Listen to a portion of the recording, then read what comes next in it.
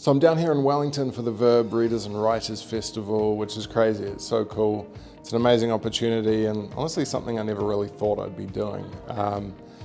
Didn't really, 10 years ago I never really thought I'd be a published author, but here I am. I used to get flown places to go and do wakeboard demos and teach people about wakeboarding, and now I'm getting flown places to talk about my book and share my story. So it's pretty wild where life can take you, and so it's going to be cool. It's a bit of a Q&A style interview today, and just really excited to get to share my story and a little bit of the insights of how I wrote the book, and some of the themes and things that I wove through it that I hope people pick up on, and I hope they really enjoy about the experience of reading my story. So yeah, really cool opportunity, and just excited to be here.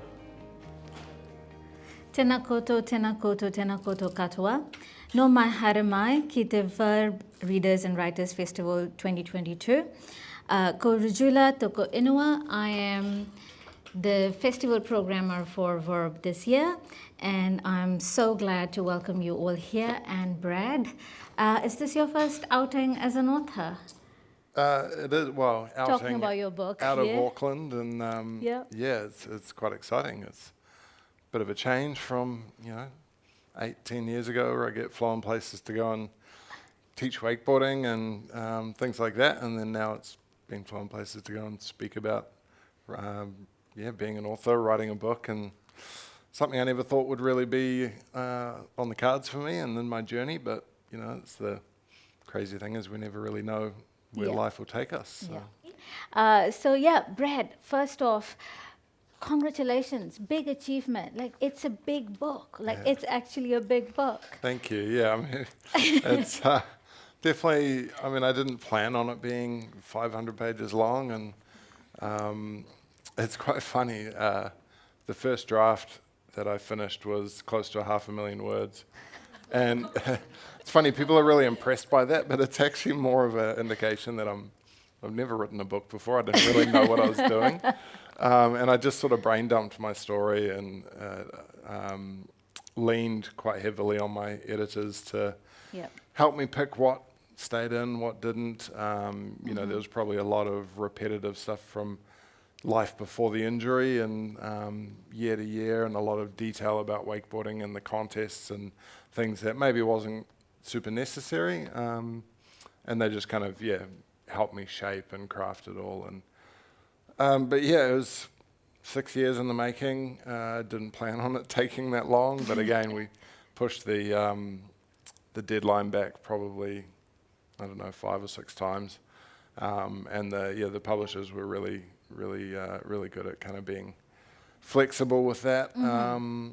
It came, there was a lot of pressure and a lot of work, and it was just really cool to be able to get it out in time for Father's Day, and especially this year, it's been a hell of a year for me. I've been on bed rest for over 6 months. I've had some medical issues, health issues, and just had my 3rd surgery 2 weeks ago. So it's been a struggle. So this book has really been the highlight that's kind of helped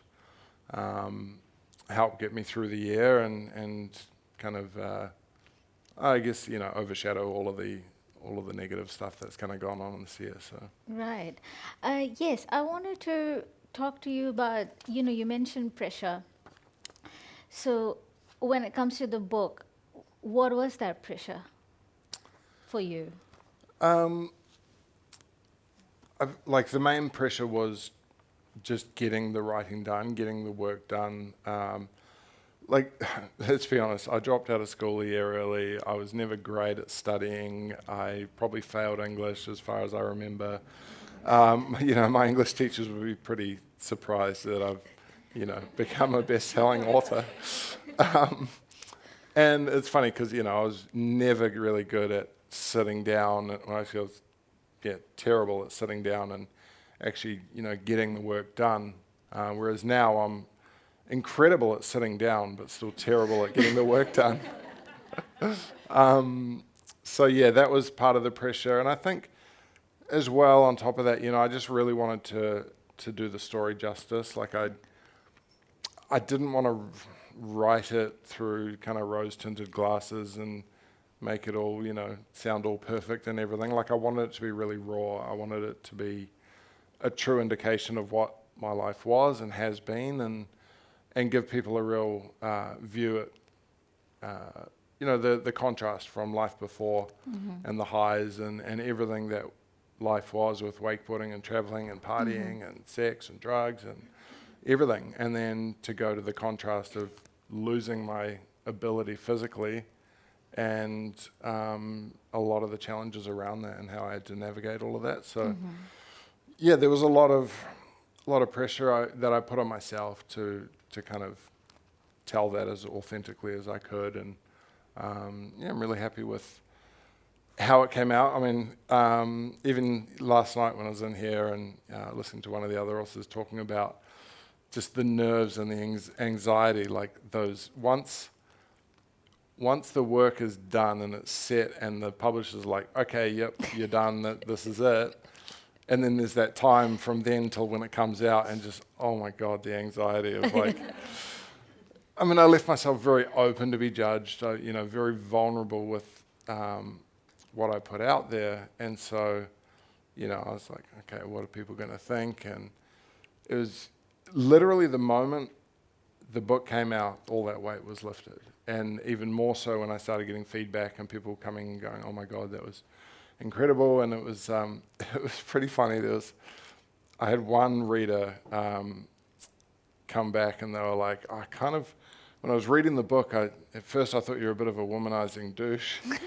and then I read the rest of the book and I understood the reason for talking about all of that and writing about it. And she actually wasn't the only person to make that comment. One of my proofreaders and editors both said the same thing.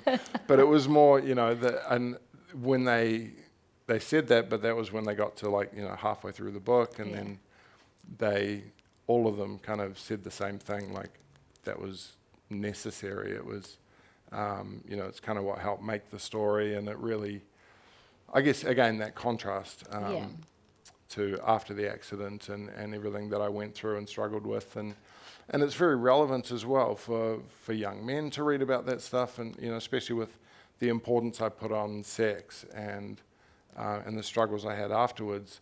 A lot of people can go through those struggles without going through a spinal cord injury if they've put all this attention on,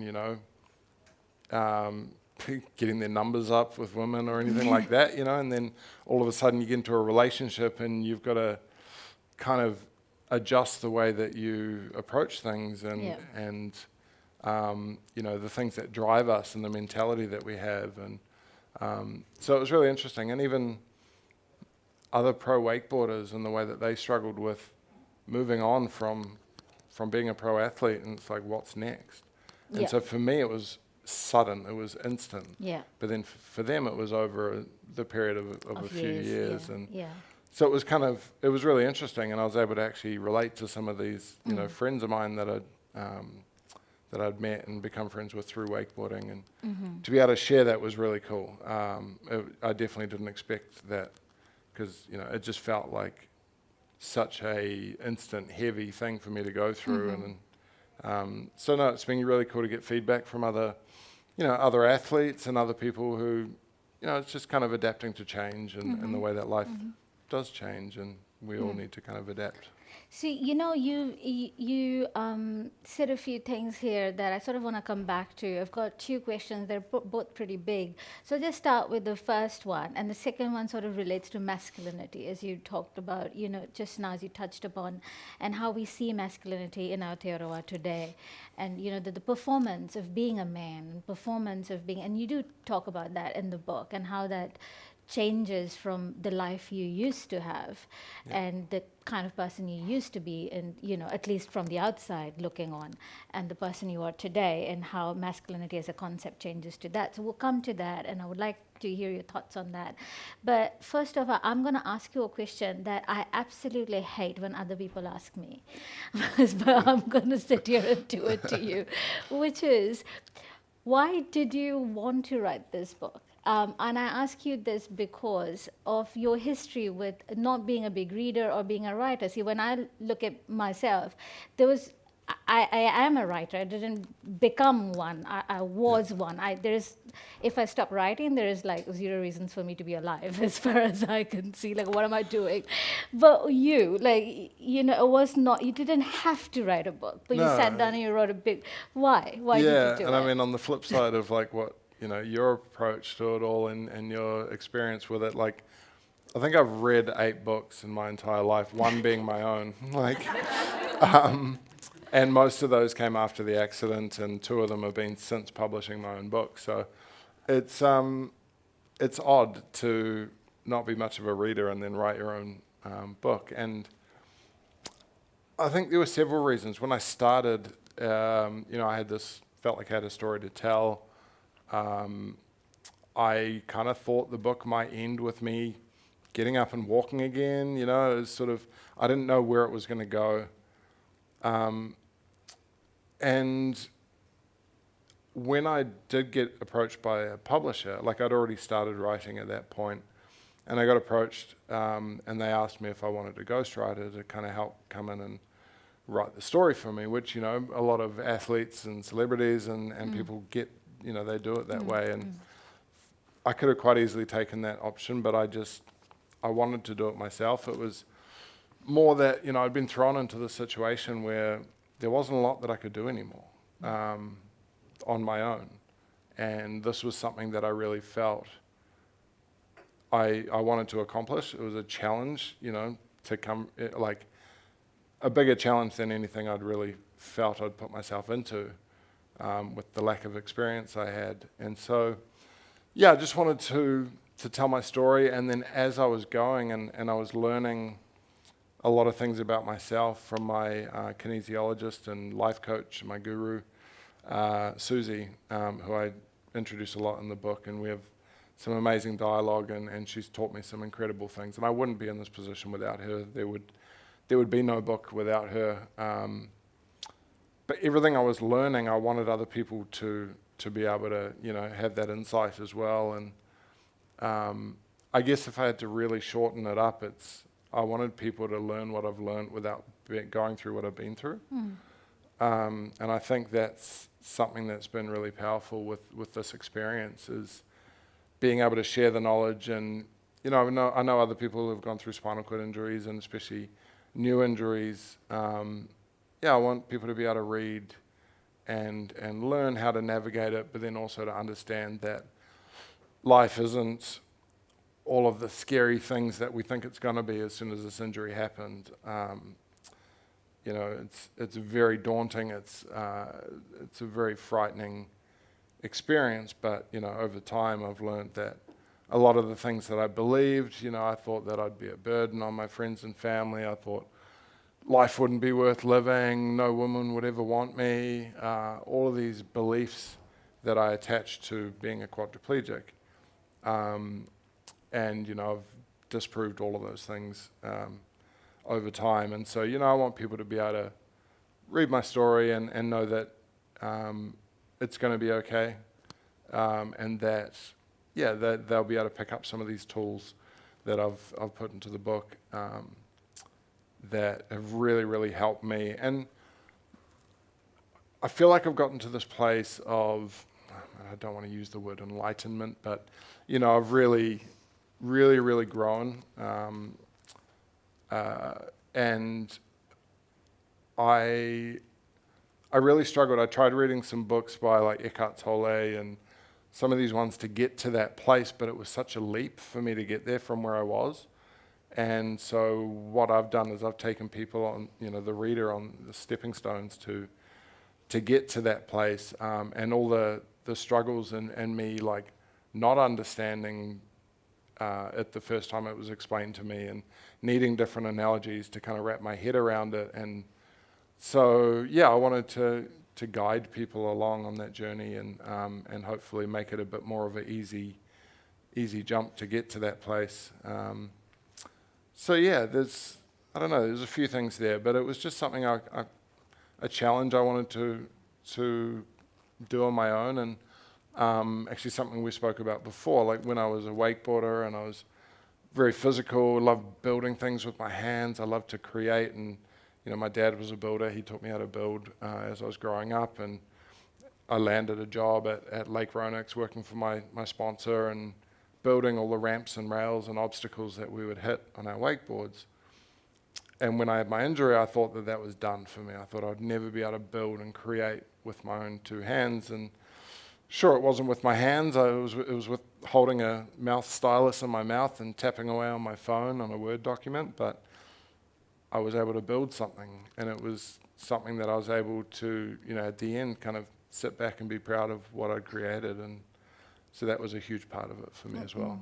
Yeah, and that's where the title of the event sort of comes from, because we spoke on the phone, and I was talking to him about this part of his life where you went and you built this thing and you were so proud of it, and then now you build a book, and these are such different things, but it made me think about all the things that we create that ends up creating us, like everything that we do. Like if you are passionate about food, it's an identity. You write a book, it's an identity, and we have so many identities, and that really interested me in how you are creating a completely different identity now as an author, and the book was such a big part of it. And I've read the book, and it's actually really good prose, and I was like really interested in reading the book, because the first half, it's a young man doing very cool things and having a lot of sex and going to parties and not being entirely honest about how many women he's There were dating. a couple of pages my mum was like, I kind of had to skim over some of that detail. You know what? I'm gonna stop you here, and I'm gonna actually read out Red's question, because I just love how he said that. So before I ask the next question, are there any children in the audience? I'm also gonna do a check. No. Okay, good. Brad, we need to talk about sex. I know it's not even lunchtime, but there is so much sex in this book. Like, to the point that when I was reading it and my wife would come by and glance over my shoulder, I would have to slam the book shut, so that she didn't think I was reading something that would be detrimental to our marriage. She'd ask, why are you being so coy about your wakeboarding biography? If only she knew, Brad, that this was no ordinary wakeboarding biography. This is a sexy wakeboarding biography. So yes, talk to us about why there's so much sex in the book, and have your perspectives on relationships changed since your accident? Yeah, so again, I felt like I really wanted to tell an authentic story, and there was a lot of sex in my life before my accident. So it was, it was part of the journey, and it was part of kind of the setup for, I wanted people, like, again, the way I wrote the book was first person present tense. It's really putting the reader in my shoes. And so I wanted people to really feel and learn and understand what my life was. And so I needed that to be a really true representation. And yeah, there's some highlights I wanted to put out there. And I think the main reason was so that people really felt the impact that it had when that was taken away from me. And a lot of people are really curious about, spinal cord injuries, what you can and can't do afterwards, and can you still have sex? And yes, I can still have sex, which is great, but it's very different. It's changed a lot, but it's something that I think has changed in a really positive way. Sure, there's a lot that I can't do, but it's adjusted my view of sex and what it means. And it's funny, there's a quote in the book where my dad says, basically nothing in life has any meaning but the meaning we give it. And, for some people, sex is something that you only do with the person you marry. Some people it's a transaction. Some people it's about kind of building up the ego and kind of, it means something different for a lot of people. And it changed. After my accident, it became more about connection. It became more about, communication and exploring what we can do. And, obviously very challenging. Part I write in the book about the first experience having sex after my accident, where I couldn't get out of my own head and I couldn't enjoy the moment because I was so programmed to how sex was before, and I just felt like this wasn't sex. This wasn't enjoyable until I adapted the way I approached it and my perspective on it. So I thought that was going to be something that would be really important, especially for young men who do put a lot of importance on sex. And so it was. I don't know. I also kind of, I wanted it to be an interesting book. I wanted it to be, a little bit of a cross between like a sports biography and 50 Shades of Grey. And, I knew, I guess that was kind of the nerves before it came out. I was like, what are people going to think and this and that? But it's like, you can't write a book that's going to please everyone. Yeah. And that's what I kind of had to learn. That's not why you write books. You can't please anybody with a book, to be honest. Yeah, so it's really, it's been really cool though, the feedback that I've got, and people really kind of, from that person who said I was a womanizing douche until they got to the end of the book and they're like, okay, wow, that was really, really well kind of written, and I can see why you did that. So yeah, I mean, it's way better prose than 50 Shades of Grey. I can promise you that was it's a pretty decent prose there. And it kind of goes back to that question of masculinity, doesn't it? Like, you using sex, I felt in the book, as that another lens that you're looking at masculinity through. Like, it's sort of what it means to be a man. Yeah. That was one way of understanding that was sex before your accident and you had a certain kind of lifestyle. Yeah. And then you're looking at what it is to be a man through sex later on in the book. So that contrast is quite stark as well. And the other thing is that you're quite brutally honest about who you were. It doesn't necessarily cast you in the best light. I don't think that it casts you in a bad light, to be very honest, because I think that, people do things that are not kosher all the time. Like they do sleep with multiple people at the same time, and it's not a hanging crime, and that's how life is sometimes. But I just want to kind of come back to the point about writing what is essentially a memoir, right? Like you're writing a memoir, and those can be hard to write, especially for a first-time author.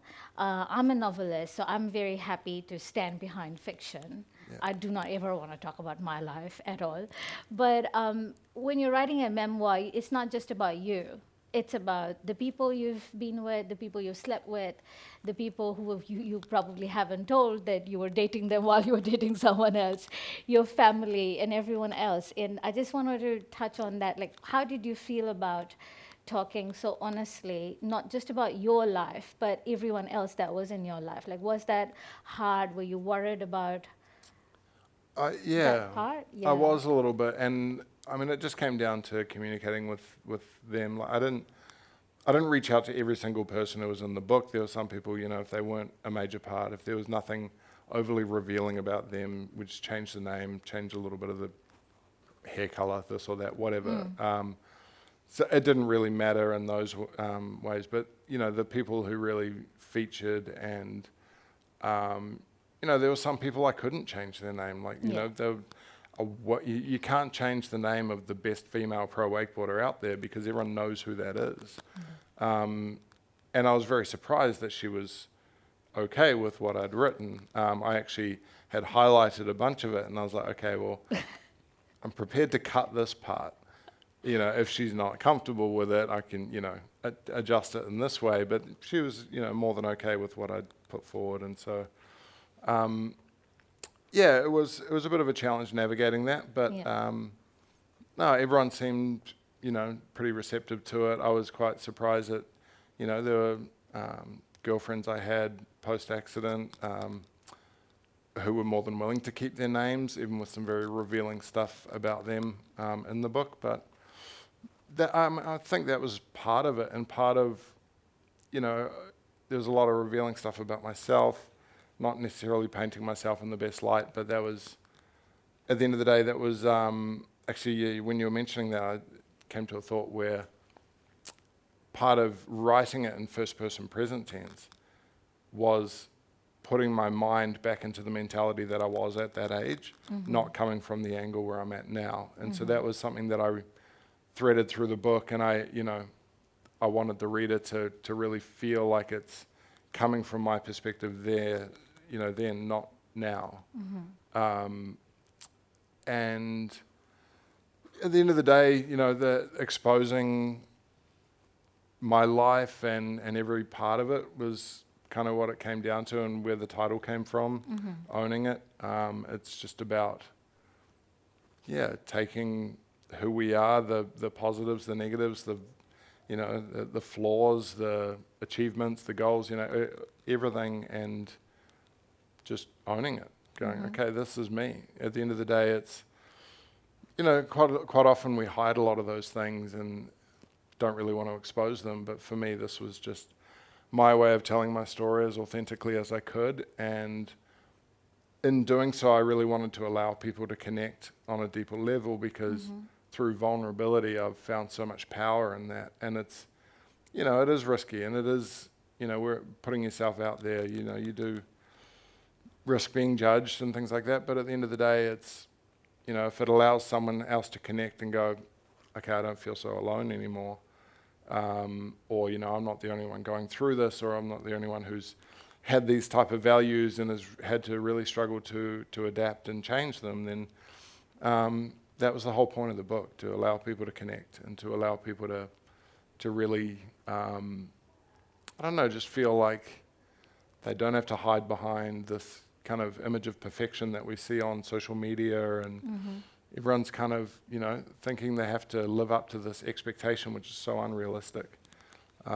So by being raw, by being, revealing and being just authentic with it all, I just wanted to allow others to open up and see that power that there is in vulnerability, because that's been a huge part of my journey, and the learnings and adapting and growing has been, a big part of that was facing the uncomfortable truths and the things that maybe I wasn't so comfortable, with about myself, and, to really get to that place of owning it and being very confident and comfortable with who I am now required peeling back the layers and sitting with them and, struggling and crying and feeling the emotion that was very real, rather than putting it aside or bottling it up. It was a big part of the journey. So, I just wanted to put that out there as raw as I could, and allow people to connect. Yeah, that's very interesting, because it sounds like you're saying that writing the book actually fundamentally changed you. Would you say that's true? It did. That was part of my healing journey. It was, I didn't realize it at the time. And it's quite funny, with my 500,000 words, first draft. I'm very glad that my editors realized that a lot of it was me just processing. It was almost like a diary. It was me just getting everything out. So they realized that, okay, maybe some of that was never meant to see the light of day. Right. And it was just my journey. It was part of healing, it was very cathartic. So it was something I didn't realize it was going to be that. I didn't realize that's what this journey would be, but it very much became that for me. Editors are very good at telling you what does not belong in a book or should never see the light of day. It's funny how they pick up on that. I was wondering, so I can't make a comment about that because I don't really know, but your relationship to, say, the disabled community, which is not a homogeneous community, right? Like there are so many spectrums of things of abilities and ableism and all of those things. And we're learning new things about that every day, or learning new language to talk about it every day. So I imagine that your life before the accident may not have brought you that close to the disabled community before, or much less being a part of it. And then suddenly, obviously, as opposed to having, a different disability from birth, it's quite jarring to have a massive life change in a fraction of a second, and then you're part of a community. I don't know if you're a part of a community, or if you make ways, inroads to that community, if that makes sense. I'm not putting it very, very well, but what I'm trying to say is that, how was that transition for you? How is it now? Do you still find that you're fitting in? Because your head must have this two different brads. Totally. And what's that line? And how do you identify now as part of this community? Because you are also a public figure, you're talking about disability in the public. I mean, in all honesty, I wasn't overly connected with, the disability community or anything before my accident. And it's probably, I'd met people along the way and made friends with, certain people who were in wheelchairs, but it wasn't something I didn't actively go out of my way to kind of be overly friendly. I might have even been, a bit hesitant to speak with people or to befriend, or didn't know how to treat people in wheelchairs or, people with disabilities. So it was, very much a learning experience. It very much opened my eyes to what it is like to be on the other side of that. And so that's, obviously I've learned a lot. It took me a while before I actually wanted to get actively involved in the community, because I kind of had this resistance. And early on I was like, well, I don't want this. I want to be back to the Brad that I was before and get all my ability back. And that was a big part of my first few years, was the fight to try to get my movement back. But more recently, I've become a volunteer peer support worker for, Spinal Support in New Zealand. It's something that, through Susie, my kinesiologist, helping me, it's something that I wanted to kind of pass on and be able to help others, and, and just show that it's not as daunting as we all think it is at the beginning. And obviously there's a lot of challenges along the way, and there's a lot of things to adapt to and learn. But it doesn't mean the end of life. It doesn't mean the end of fun. It doesn't mean the end of pleasure. It doesn't mean the end of connection and all these things. So, it's been a big learning experience, but I think it's helped me grow as a human.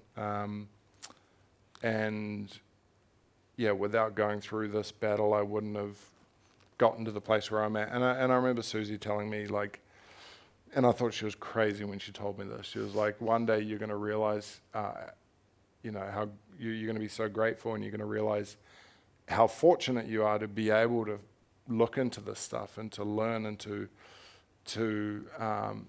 not only have the time but also the need to grow and learn and adapt.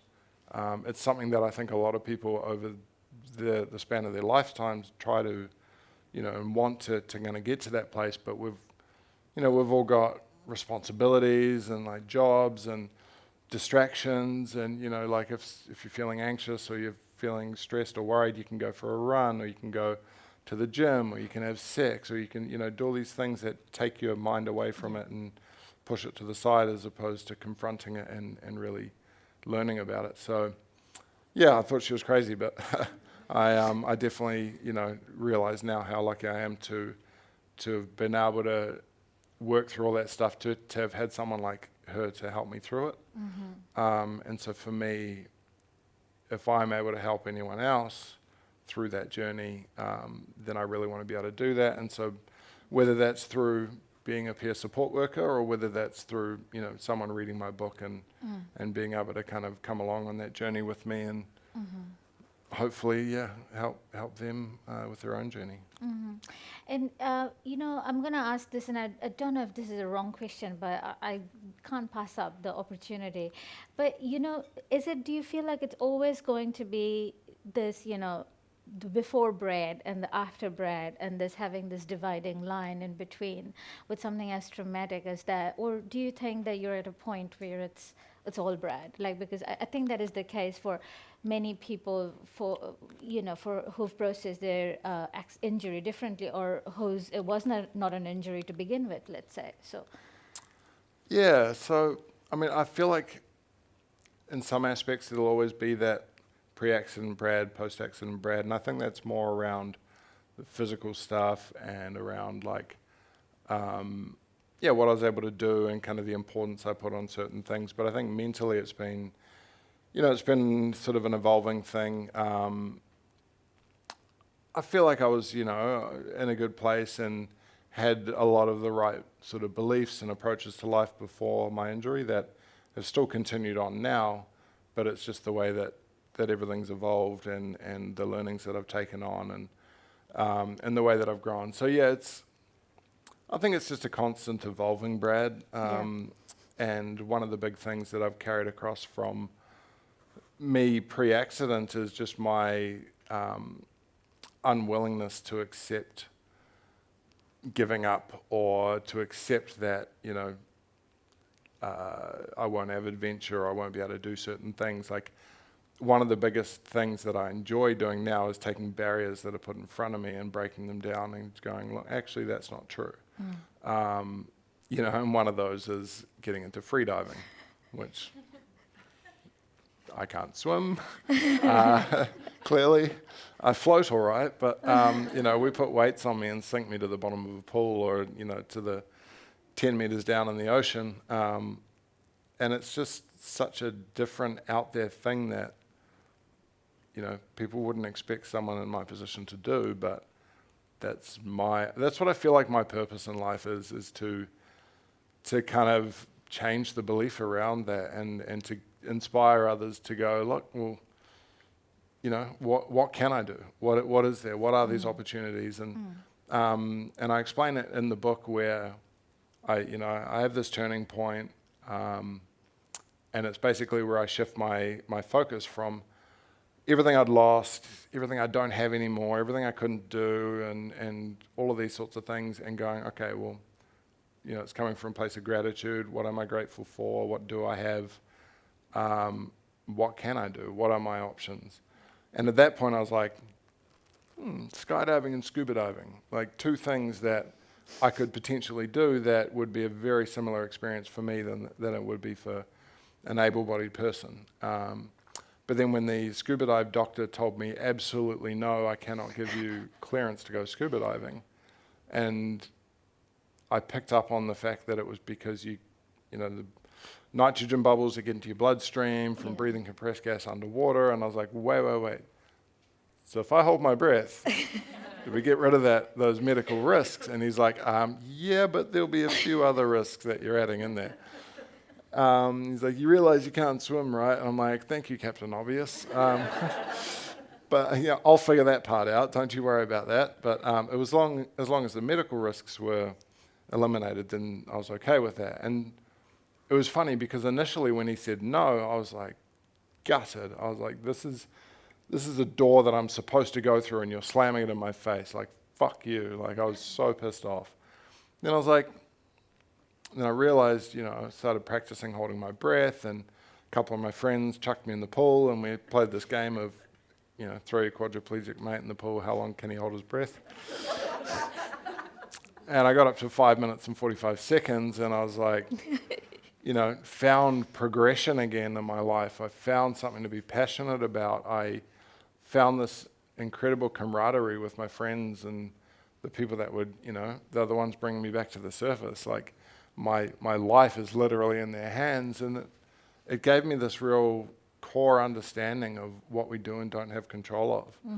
And for me in that situation, like, that was the perfect, like, sort of representation of control. Because in that situation, I'm at the bottom of a pool or in the ocean, like, say I'm in the ocean and a shark swims by me, like, I could freak out. That's going to do nothing positive for the situation. Like, all I can do is sit there and enjoy being in the presence of an apex predator and its environment. Like, not that I've been there yet, but I'm kind of excited for that if it does happen. Hopefully not a great white or something that wants to eat me, but you know. But I realized that, yes, that door got slammed in my face, but it was actually leading me to the door that was supposed to open. So I thought that was a huge learning experience for me, and something that I try to embrace going forward. We put like meaning on things before the meaning has revealed itself. And there's that story about, I think it's Chinese farmer thing about, his horse runs away, and then everyone's like, oh, that's so terrible. And he's like, maybe. And then the horse comes back with a bunch of wild horses with it. And everyone's like, oh, that's amazing. He's like, maybe. And then, the son's trying to break in the horses, gets bucked off and breaks his leg. And everyone's like, oh, that's horrible. Maybe.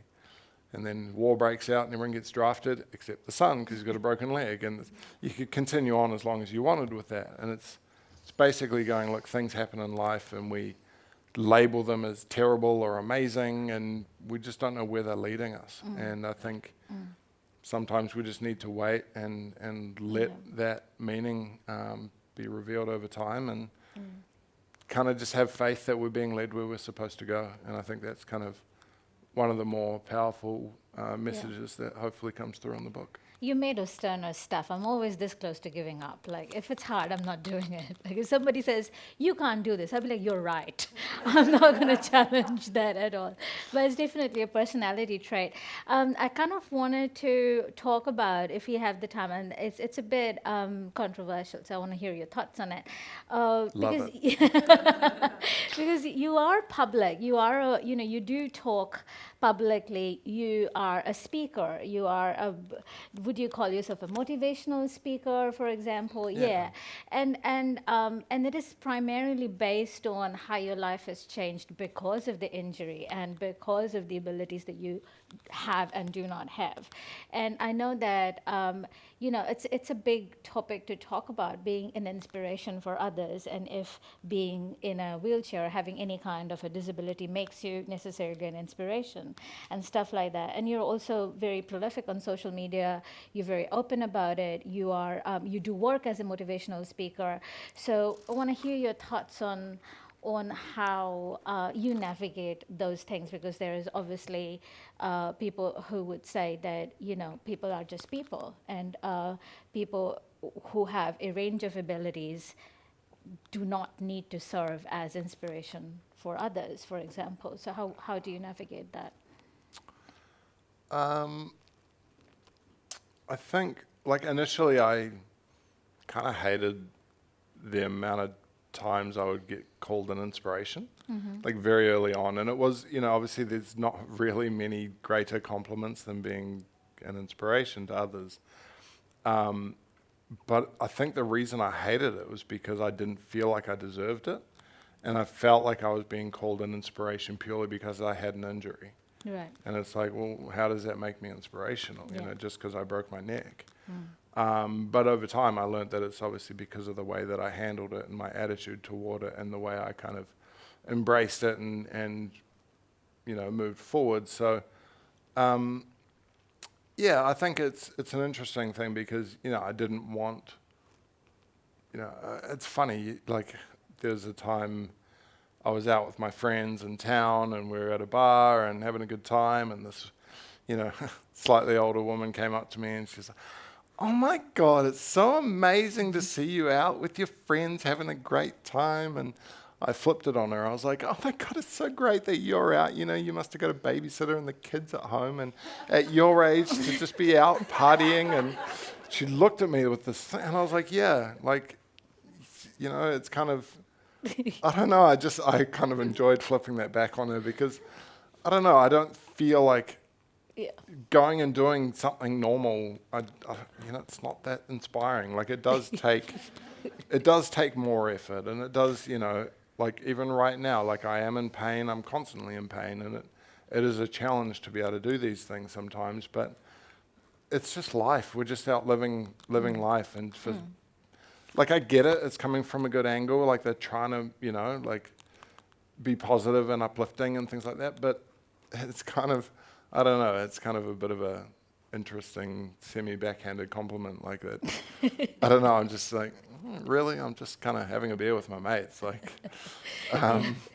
so no, yeah, it's an interesting kind of thing to navigate, and I don't know. I don't feel like not everyone who ends up in a wheelchair or has a disability needs to go out and publicly put it out there and be this big inspirational figure, but it's just something that I chose, and I wanted to, I think it's just kind of in my nature, I guess, and I've always been kind of in the public eye, and I went from being a, co-announcer on the Pro Wakeboard Tour in the US to then, I never thought I'd be into public speaking. I never thought I'd be a published author. It's, things that I wasn't good at school. That then over time, it's funny, like before getting approached by a publisher, like the only thing I'd ever written was like a Facebook post, or like a sponsorship proposal or something. Like it was, and that was what my publishing offer was based off, was my Instagram and Facebook posts, and like I guess the way I'd written them and kind of what I was putting out there, and it was actually a friend of mine who, partner of a friend of mine who ended up being my editor. She was the one who kind of approached the publishers and was like, hey, you need to look at this guy and see if he wants to do a book. So, it's been an interesting journey, and didn't really know where it was going, and I still don't know where it's going to end up, but just trying to stay open to the possibilities and the opportunities that come along and see where we end up. Well, I'll tell you, authors don't like being on social media. Most of us just hate it. So you're doing an exceptional job of having, being so prolific on social media, because I do think it's a skill. It takes me about 4 tries to take a picture. And then I realized that I've cut the corner when I post it, so I have to delete it constantly. Yeah. I do not understand Instagram. But it's definitely a skill. And I reckon that kind of feeds into the brand you're building now. Yeah, and I think a big part of why I want to be a strong voice on social media is because there is so much negativity. There's so much like toxic stuff going on out there, and for some reason the negative voices seem to be the loudest. Yeah, they are always. And so we really need to, and it can be uncomfortable to kind of speak up and speak against those sort of voices, but I think it's really necessary, and I think it's something that, that's what drives me to get on social media, because I don't enjoy it that much all the time. Like I've fallen into the trap of scrolling and the way it makes you feel, and it's like, you're comparing yourself against a photoshopped highlight reel of other people's lives, and so that's a big reason why I want to be so transparent and so authentic and open publicly, is because I think it's not enough people do it, and again, those negative voices are so loud that we need to kind of fight against them and drown them out with positive stuff, and I just love seeing other people doing that as well. Like I love coming across other people, whether they come from a disability or a challenging background, or if it's just they're just an everyday person who's just decided that that's what they want to do, and I think that's a really, really amazing thing that people do, and I love finding those people and following them and collaborating and jumping on podcasts and talking about different ideas and just trying to spread that positivity and that sort of mindset, because I think it's what's needed on social media, and I think social media is so powerful and it's such an amazing tool for that, but unfortunately the algorithm tends to love like booty shaking and like just fights and all this stuff, and it's just there's so much more to it. I'm going to open it up to the audience now. Is there anything you would like to ask Brad? Is it free diving? Is that it? I'd love to hear more about that. Yeah, it's such an interesting, weird thing that I don't even know how I kind of fell into that. I don't know, like before my accident, I enjoyed holding my breath. Like it was something that, I didn't do it a lot, but I just remember, I think I got to about 3.5 minutes was about as long as I could do. And then, you know, which is a decent breath hold. But then I think it was like my third try after my accident, like after the scuba dive doctor saying no, that I beat that record. And I was like, actually, I kind of have an advantage here. Like my arms and legs and my muscles, they're not using the oxygen and blood flow that everyone else is. So I'm semi-cheating. But no, and it also, I feel like there's, you know, things like being trapped in a wheelchair, not being able to move is a very anxious, very like uncomfortable thing, especially at the beginning. Like I just constantly was trying to get out and felt like I was just so trapped. And to overcome that and get into a place of being comfortable in that uncomfortable situation, I think really helped me do the same when I'm sitting at the bottom of a swimming pool and, you know, you're holding your breath and your chest is starting to burn and you're starting to get these like contractions in your chest and it's, it's again came down to like understanding what I have a control of. And so yeah, there's a couple of those things that my situation has actually benefited me in becoming a free diver, I guess, or free floater and free sinker. But yeah, it's just something that I've always enjoyed being in the water, obviously with wakeboarding and stuff, and I just, and it's not something I ever really explored before my accident. When I was a kid, we went to Fiji and I did, dive school in the swimming pool and, did 1 or 2 dives, but I was always on top of the water. I was always like in lakes more than the ocean, and I just loved the idea of exploring that world that I hadn't really explored. And it's kind of weird that losing certain abilities would drive me to that, but it's kind of where it ended up. Yeah, no worries. Any other questions? Hi, I'm Sarah. Hi, Sarah. Thank you so much, Brad. I'm not going to use the word inspiring. Oh, you can. I love it now. I love it. But your positivity is, I found it incredible.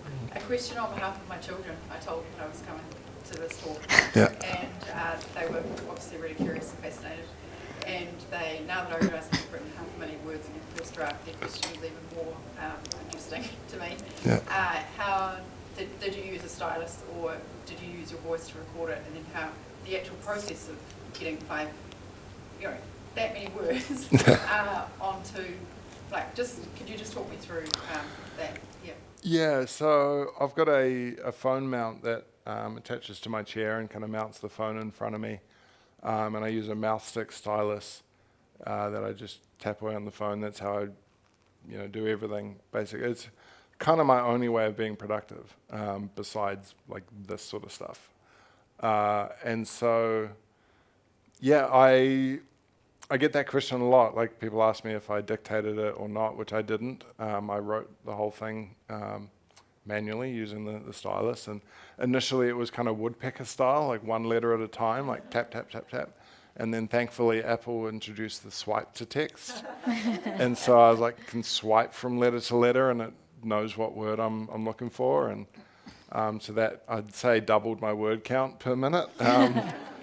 And so it was, people ask me why I didn't dictate it. They assume it would be easier.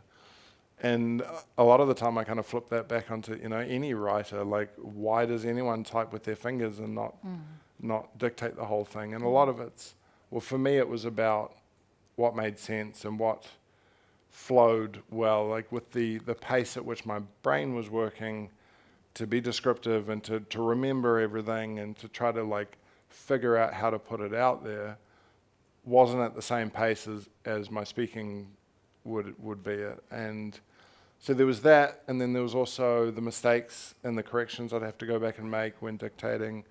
I found I was probably spending just as much time going back and correcting it as if, instead of if I'd written it myself. So yeah, it was just part of the process, and I think it's like for anyone, when you put pen to paper or, it's a way to really get things out.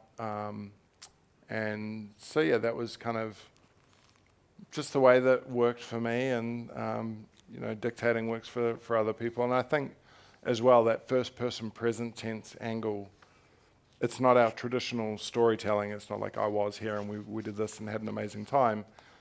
And that's probably also partly why I ended up with almost 500,000 words, was because it's not as easy to summarize when you're writing from the moment. And you have to, it's like, this is what I'm experiencing, and these are the sights and sounds, and this is everyone that was there or that is here in the moment, and this is what we're doing right now. And it's a very, it's quite difficult to just summarize things quite quickly. And so, again, that's kind of why I ended up with so many words. And it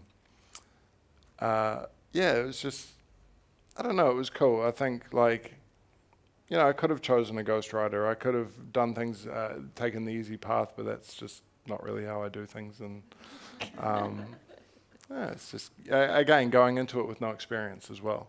I just kind of figured it out as I went. And it was quite funny. I'd send chapters to the editor and I'd be like, all right, give me some feedback. And they're like, it's amazing, just keep going. I'm like, no, I want actual feedback. Like, give me something negative, constructive. Like, give me something. I don't know what I'm doing here. And they're like, no, you're great, keep going. And so that was, in terms of feedback that I've gotten so far, one of the things that I've really, really appreciated and has kind of blown me away the most is people saying, like, oh my God, it's so well written, I can't put it down. It's, I knew I would have the inspiration in the book. I knew people would be like, oh, that's so inspiring, this part and that. I didn't know that I would be a great writer. And to get that sort of feedback has been really cool. It's interesting, like going from pro wakeboarder and only using my body and kind of my focus on that side of things, to being able to apply a lot of what I learnt in that, and I guess the focus and the dedication and the willingness to kind of put myself through hell, because we would crash every single day and I'd put my body through it, whereas this was me putting my mind through it. And actually, like, writing from that first person present tense, going back to the life before my injury, and I'm sitting here in a wheelchair writing about the best years of my life, it actually really drove me into a bit of a depression. And I had to do that as a writer to do it justice, and to really to put myself in that moment. And it's funny because that tied into my healing as well. I had to end up hitting rock bottom in order to find my way out of it. And that's the chapter, Breakdowns to Breakthroughs, and that's kind of the turning point. And that all came as part of the writing as well. So it was like not just my journey of figuring out life and the new situation in a wheelchair. Writing about it helped kind of form that journey as well. So it's been really interesting how it all kind of played into each other. Writing with a mouth stylus should be an Olympic sport. The amount of work I had to get on my jaw, Yeah, and your neck, your poor neck should get an award. Well, I'm so glad I didn't have to woodpecker the whole thing, because that would have just been bad. Hi, sorry, we've unfortunately just run out of time, but B-rad will be available to talk to, and there are books for sale by our good friends at Vic Books. So I'm sorry, I wish we had a bit more time for your questions. Sorry, I talked too much. But he will be available to talk to you guys, everybody. But before we go, thank you for coming to the talk. It's great to see a full room. Thank you, Nomi Hotel, for having us. Alan and Unwin, New Zealand, for supporting Brad's appearance. Verb's key funders, Creative New Zealand and Wellington City Council. Without their support, we literally could not be doing this. So thank you for giving us the money to do this every year. And thank you, Brad. Thank you for making the trek down to Wellington. And it really is windy. Trust me, this is just Wellington cosplaying as a tropical destination. Just putting it on for me. I It's appreciate just putting it. it on for you. But yes, please do buy Brad's book. It is hilarious, especially the parts where he's got multiple ladies that he's not telling what's going on to. I highly recommend it. Books over there, and Brad will be there. And thank you for coming here. And please join me in giving a huge round of applause to Brad for his Thank work. you.